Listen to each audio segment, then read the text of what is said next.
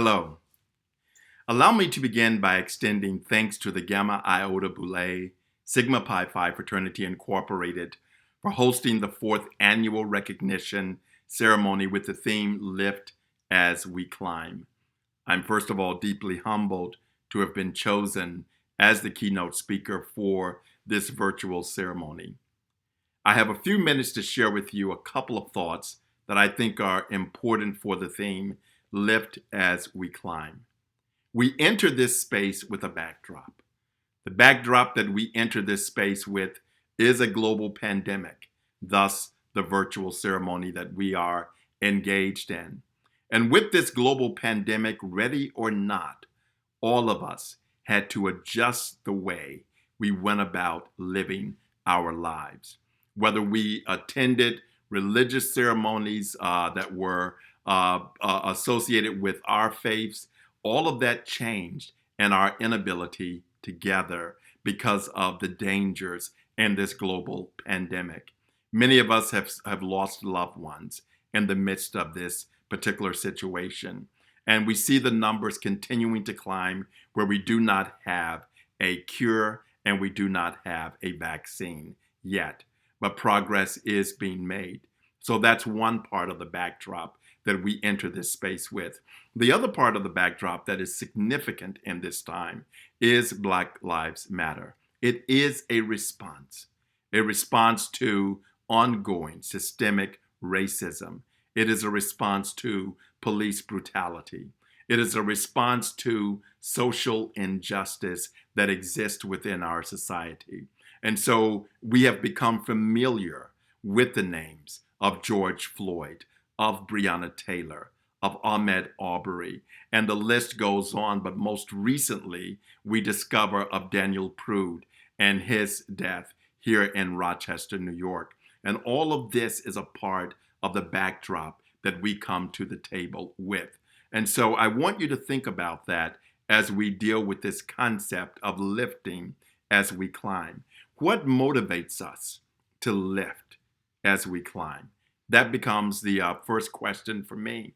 And the two thoughts that keep coming to mind is something that is personal, that has primarily compelled us to take a stand at a time when it may not necessarily be popular to take that stand.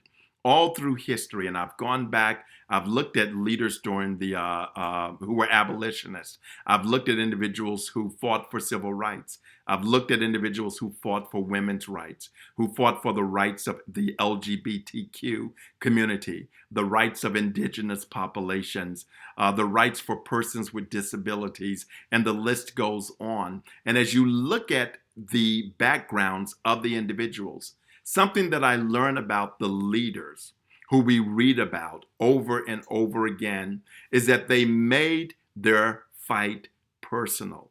It was not something that they considered to be business and they were more standoffish, but they were up close, personal, involved in those particular struggles. A few of the individuals that come to mind for me, one of them, of course, or two of them, are individuals who are Rochesterians. Of course, Frederick Douglass and Susan B. Anthony. Frederick Douglass was born in Tuckahoe, Maryland.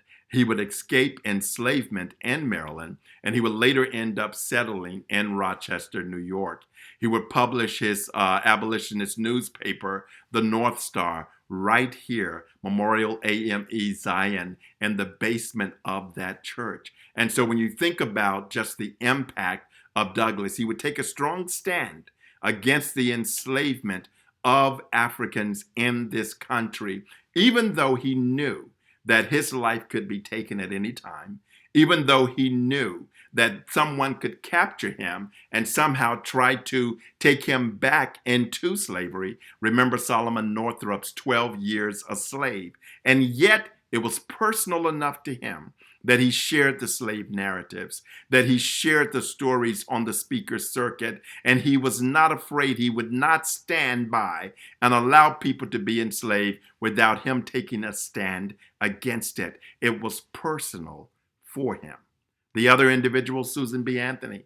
Susan B. Anthony not only fought against enslavement, but she also fought for women's rights. She fought for the right for women to vote. And the unfortunate thing about Anthony is that she would not see that right to vote realized during her lifetime. Yet she would spend her life fighting for it, and it was unpopular for her as a woman to take the stands that she took in her lifetime. She was supposed to know her place, but she knew her place, and her place was to fight and the fight for the rights of women. And so those are two individuals that stand out that I feel made it personal. And even though they could be ostracized by society, even though their lives could be endangered, they still took that stand. And so those were two who stood out. Now, when you think about fighters, you can go up to the 60s civil rights movement, and there are several names that ring out. And those names, Martin Luther King Jr., Malcolm X will stand out, Stokely Carmichael, later Kwame Ture. I mean, all of these names are names that will stand out in our mind. And of course, most recently, who passed away, John Lewis. And so you think about these individuals who are giants who fought, as well as Reverend C.T. Vivian, giants who fought for the civil rights of individuals. One lesser known was a gentleman by the name of Louis Lomax. And I will share just a little about Louis Lomax today and give me a chance to work through. I'm working through a computer since we're having to do this in a virtual way. But Louis Lomax stands out because I mentioned that he was born in Valdosta, Georgia, 1922, to a prominent local family. He pursued a bachelor's degree at Payne College and earned advanced degrees at American and Yale University. What's significant about him is that he joined New York City's WNTA-TV in 1958. He was known, and I want you to go back and look up his information. He was known as America's first Black TV newscaster. He broke the television news color barrier, and that was only in 1958. But the significant thing about him that is consistent with Douglas, that is consistent with Susan B. Anthony, is that he understood the importance of lifting as he climbed. He took every opportunity to educate others about the plight of African Americans in this country. He was a teacher, an author, a lecturer. He wrote The Reluctant African, and another book he wrote was The Negro Revolt. But what was interesting was that he and 60 Minutes anchor Mike Wallace co-produced a 1959 documentary special entitled The Hate That Hate Produced. And it focused on Black nationalist groups like the Nation of Islam. The unfortunate thing about Louis Lomax is that he would pass away also at an early age, at the age of 47 in a car crash. But the thing that I loved about him is that many of his speeches, he said, it was important for us to know who we are. And I emphasize that today, that in order for us to make it personal, we have to understand what we're fighting, why we're fighting. But the only way that we can know what and why we're fighting is that we understand who we are. And he gave a speech in 1963 in a suburb of Los Angeles, California. And the speech was entitled, I Am Somebody. And he was trying to come up with reasons that he could tell young people why they should stay in school.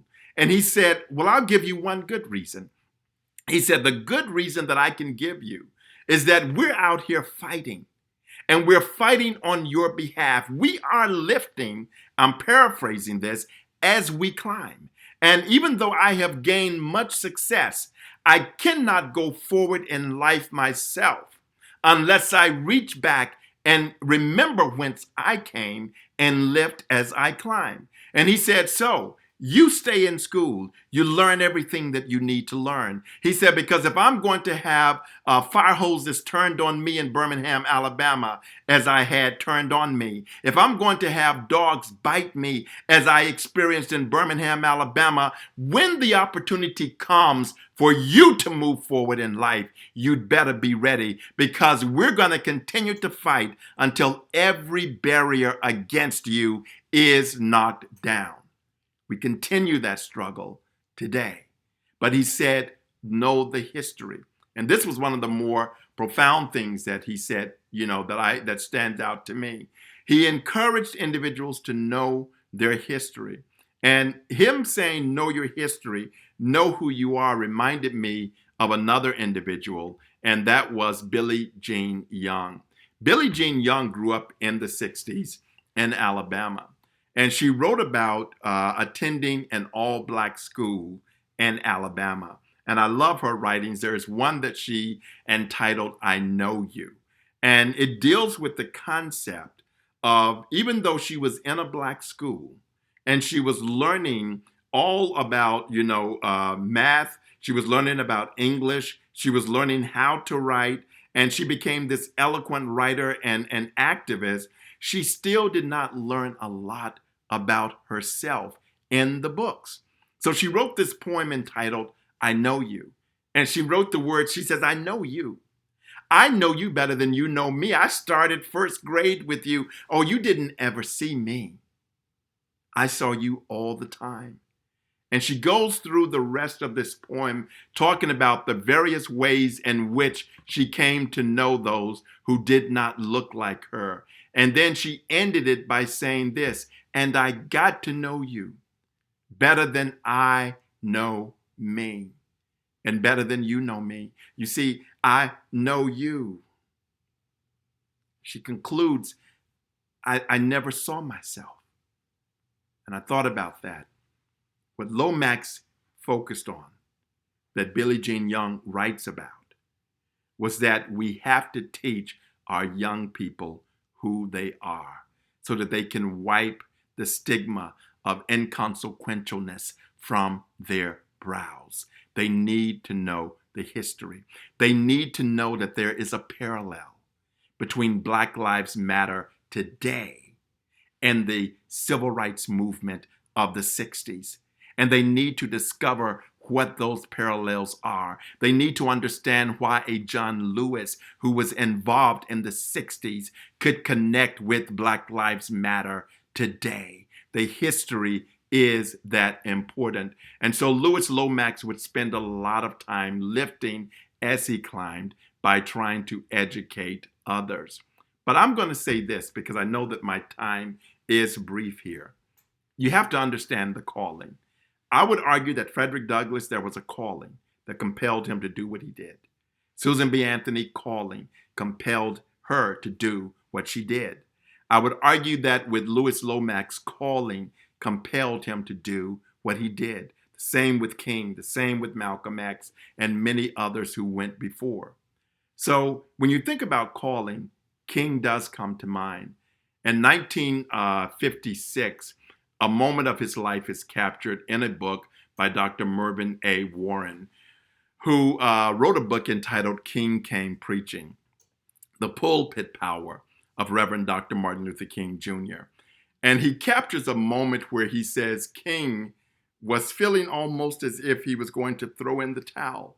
It was 1956. They were in the midst of the Montgomery bus boycott. And he writes these words. He says, pressured by the claims of leadership, engulfed by the omnipresent possibility of sudden violent death, forced to shoulder immense responsibility, King sat dejectedly in the kitchen and told God he could go no further alone. His heart overflowed.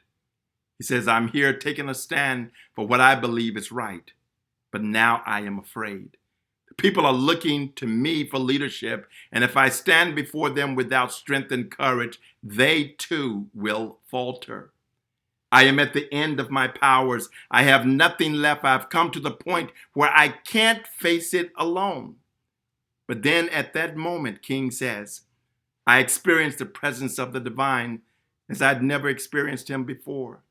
It seemed as though I could hear the quiet assurance of an inner voice saying, stand up for righteousness, stand up for truth, and God will be at your side forever. Almost at once, all my fears began to go. My uncertainty disappeared. I was ready to face anything. There comes times when you are in the midst of a struggle, when you are in the midst of trying to lift as you climb, that you may lose hope, that you may become discouraged. But it is not by accident that you become, Leslie, a superintendent of schools. It is not by accident, Mayor Warren, that you become the first woman and the first African American woman leader and mayor of the city of Rochester. It is not by accident that Mayor William Johnson became the first Black mayor of Rochester, New York. That matters. And when things are challenging, and when you almost want to throw in the towel, there must be that inner voice, that voice that speaks to you and still compels you to stand up for justice, to stand up for righteousness, to stand up for peace. And so it emboldens you to stay involved in the struggle. We must stay involved. You see, if we have achieved, and I've been blessed to achieve in my life, being the first PhD in my family, but now looking at others who are following in those footsteps. If you have been blessed to achieve anything in your life, as you lift and climb, and you become discouraged along the way, understand the calling that is on your life that compels you to continue to move forward. I'll close with these thoughts because I know I'm running a little over time, but I had a lot that I wanted to share with you. I thought about the recent passing of Chadwick Boseman. Chadwick Boseman was known to many, particularly many young people, as the hero, King T'Challa, or the Black Panther. Wakanda, Wakanda forever. And I thought about his passing at the young age of 43, succumbing to colon cancer. What amazes me is that this man was able to make a difference in the short time that he lived. He entered the space of Hollywood, and in that time, he carefully chose the characters that he would play that would impact our lives, teaching us an untaught history. He played the role of Jackie Robinson. He played the role of James Brown. He played the role of Thurgood Marshall. He played the role of King T'Challa, better known as the Black Panther. But I think about Chadwick Boseman's life. You see, it was Felicia Rashad, understanding the need to lift as she climbed, that took a teaching assignment at Howard University to teach young people there her craft. And it was there that she taught Chadwick Boseman at Howard University, a historically Black college and university. And it was there that he ended up getting an opportunity to go and study in Oxford, England. And whether or not he had the means to make it, that is unknown. But I do know that Felicia Rashad saw that in order for the students to go, every opportunity must be afforded them to study abroad. So she called on a few friends to assist in that endeavor. None other, lifting as he climbed, Denzel Washington stepped in, and he supported the studying abroad of one Chadwick Boseman. I think about that, lifting as we climb. If Felicia Rashad had not understood the importance of lifting as she too climbed, and allowing an avenue for Chadwick Boseman to be taught by her at Howard and then to study abroad in Oxford, perhaps we would not have known of the Black Panther played by Chadwick Boseman. If she had not reached out and Denzel Washington had not felt the need to reach back and have an impact in whatever way he could, perhaps we would not have known about Chadwick Boseman. And perhaps if Chadwick Boseman, in getting the opportunity to make a difference on a world stage, had not chosen carefully the roles that he would play that would impact the lives of so many young people who would come after him, perhaps we would have lost so much in that particular journey. Chadwick Boseman has impacted many of our lives because of the roles that he has played. And what captures my attention was that he was diagnosed with stage 3 colon cancer, and he played these roles while he was already fighting this battle. I conclude by saying it was personal to him. Despite what he was going through physically, he made it personal. Despite what he was going through physically, he understood the calling on his life. And despite what he was going through physically, he persevered and he continued lifting as he climbed. You know, it's amazing that Spike Lee Joint will put out another movie that will also star Chadwick Boseman. Although he has transitioned on and is in a better place now, he will still continue to impact us because of the body of work that he leaves behind. I leave you with these thoughts. Lift as you climb. Lift as you climb by making it, number one, personal. But then number two, understanding the calling on your life. And even when you become discouraged in the fight, don't give up. Understand the calling and continue to lift as you climb. It's been my honor to share with you. I hope that I've given you a couple of nuggets that you can hold on to as you move forward. Thank you so much.